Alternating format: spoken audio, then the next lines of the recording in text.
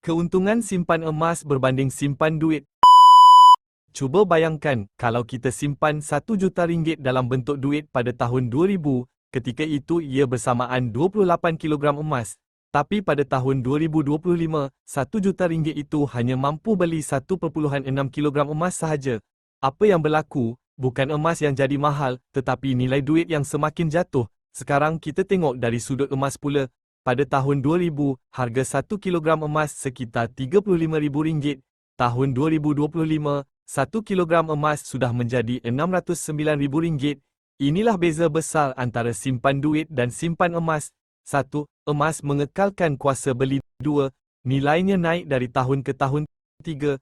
Lindungi simpanan dari inflasi manakala 1. Duit kertas semakin susut nilai.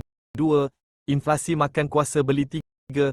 Simpan lama-lama, nilainya makin kecil. Sebab itu orang yang faham kewangan, mereka tak simpan duit semata-mata, mereka simpan emas sebagai pelindung nilai harta. Kalau tuan-puan nak mula simpan emas secara konsisten, saya sedia bantu, langkah demi langkah. Klik link yang diberikan. Terima kasih. Hassan Senawi, Dealer Aktif Public Gold.